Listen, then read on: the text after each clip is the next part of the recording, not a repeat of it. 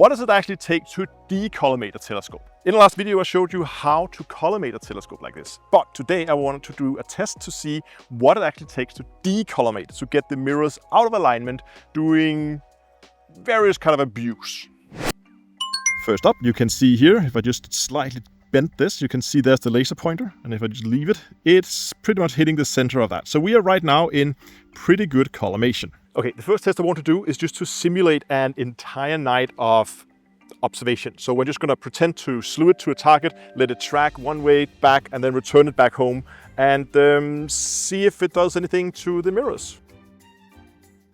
Okay, let's just quickly check that just by moving it, we can see now it's actually moved slightly further out. Not enough that I would say it's a problem, but we can see that the mirror has actually moved a tiny bit. Now the question of course is, if I return this back home, if the mirror will now return to its original position and it will go back into collimation. And as we can see here, it's still slightly off. It's not bad, but the mirrors have definitely turned a slight amount. Okay, so for the next test, I just want to simulate that you're done for the night. You take the telescope, you put it into storage, you take it out the next night. How much is that going to affect the collimation? So we'll just get this laser off, get some good hand on it here and just unlock these screws. Whoops, almost dropped it. There we go. Telescope is off. We're going to walk around with this a little bit and just pretend, we are going inside. We're going to put this down in storage like that. And we're going to come back the next day, pick up our telescope. We're going to walk back outside. As you do, we are going to struggle with this a little bit. There we go. Okay, I think I got it. There. So let's go ahead and turn on the collimator and see. Oh, there it is. Look at that. That moved it quite far out of collimation just by, manhandling the telescope around like that. Okay. Now the question is, of course, what is it that's out of alignment? I'm trying to, this is impossible. Try to focus on the donut. I can actually see it. It looks like it's the secondary. The dot there is just above the donut.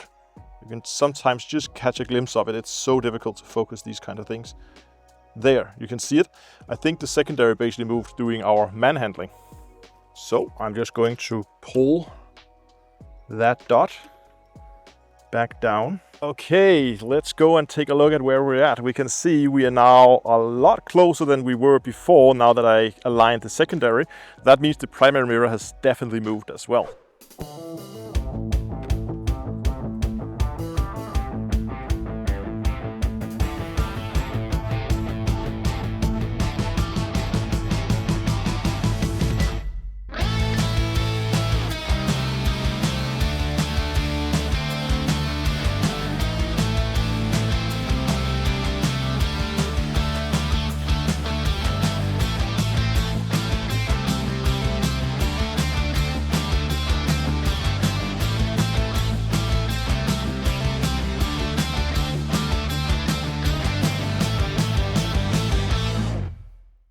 Okay, let's go ahead and let's see how much that did to it. I should probably say I've kept the collimator in the focusing tube throughout all of these experiments. I haven't taken it out because I didn't want to accidentally have it sit slightly different so that could be a cause of error in our measurements. So let's see where we're at. Oh, there we go. That's actually not bad at all. Maybe it was that bump from setting it down earlier that moved the mirrors. So it seems like small, jitters doesn't do as much. Yeah, we can see it down there. That the dot is definitely off the center of the donut. So the secondary mirror has absolutely moved, that's for sure. I'm going to try to realign it and see if the primary mirror has moved as well. So there we are. Secondary mirror is aligned and we're pretty close now. Just a small adjustment to the primary, so that definitely moved as well. Okay, we're back in perfect collimation again. So it seems that overall, these types of telescopes are a lot more sensitive to being rotated around a lot, like I did when I was walking with it, rather than the constant shaking. And I was also having it on my back seat that of course has some cushioning in it. So Actually, I was surprised. I was expecting that trip down the dirt road would completely throw off the collimation, but it didn't as much as I expected. I hope you enjoyed this little experiment. If you have ideas for similar experiments I could do in the future, do let me know, because I think this is kind of fun and quite interesting. So do subscribe if you want more nitty-gritty, nerdy astrophotography videos. The next thing we need to do is we need to now look down the tube of the telescope. And down there at the bottom, you might see I can then connect the ASI air to that mobile hotspot that will then have access to the internet if I wanted to.